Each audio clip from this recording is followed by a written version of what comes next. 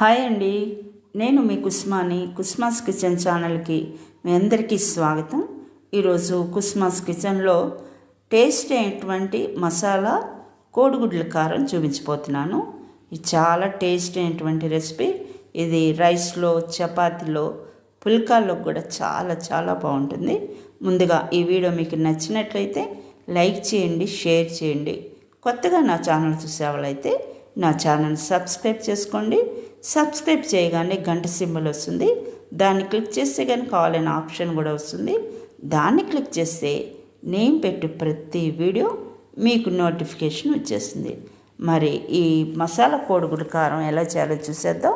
ముందు stove on చేసుకుని stove పై ఈ ప్యాన్ పెట్టుకుని దాంట్లోకి ఆయిల్ వేసుకుందాం. చూడండి, నేను ఒక 4 పెద్ద ఉల్లిపాయలు ఇలా చక్కగా చిన్న చిన్న ముక్కలుగా తరుక్కున్నాను అనమాట.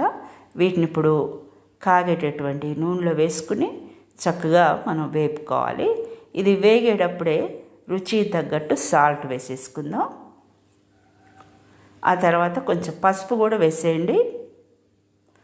ఆ తర్వాత అల్లం వెల్లిపాయ పేస్ట్ కూడా వేసేద్దాం.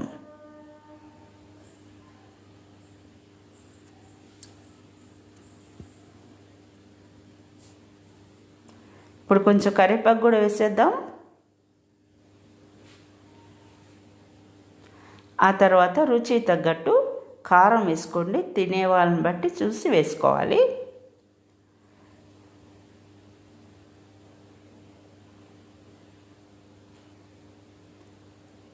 ఇప్పుడు దీంట్లోకి 1 స్పూన్ మసాలా పొడి వేసుకుంటున్నా. ఆ తర్వాత ధనియాల పొడి కూడా వేసేయండి.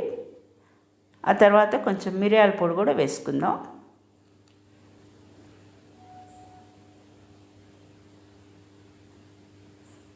దీంట్లోకి నేను ఒక 4 కోడిగుడ్లు తీసుకుంటున్నాను.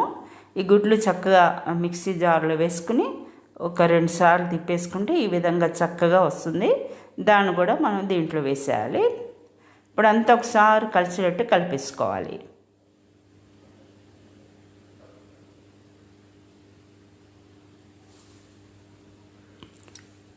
ఇప్పుడు మూత పెట్టేసుకుని మీడియం ఫ్లేమ్లో పెట్టుకుని చక్కగా ఒక 2-3 నిమిషాలు అలా ఉంచి మధ్య మధ్యలో తీసి మూత తీసి ఈ విధంగా కలుపుకోండి.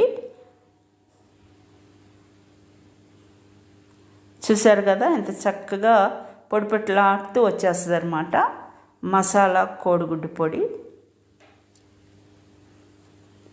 ఇప్పుడు ఫైనల్గా దీంట్లోకి కొత్తిమీర కొంచెం ఎక్కువగా వేసుకోండి. ఈ రెసిపీలో చాలా టేస్టీగా ఉంటుంది ఇలా వేసుకుంటే.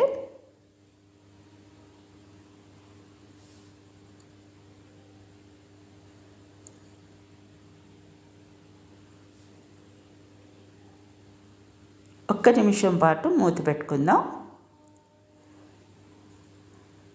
అంతేనండి, చాలా ఈజీగా చేసుకోవచ్చు. కోడిగుడ్డు పొడి చాలా రకాలుగా చేసుకుంటాం కదా, ఈసారి ఇలా చేసుకోండి, చాలా టేస్టీగా ఉంటుంది. మరి మీకు నచ్చింది కదా నేను చేసినటువంటి ఈ మసాలా కోడిగుడ్డు పొడి. నచ్చినట్లయితే మీరు కూడా ఒకసారి ట్రై చేయండి. టేస్ట్ ఎలా వచ్చిందో కామెంట్ బాక్స్లో తెలియపరచండి. ఇలా చేసుకున్న ఈ రెసిపీ రైస్లోనే కాకుండా ఎక్కువగా చపాతీల్లోకి, పుల్కాల్లోకి చాలా చాలా బాగుంటుంది. మరి మిస్ కాకుండా ఒకసారి ట్రై చేసి చూడండి.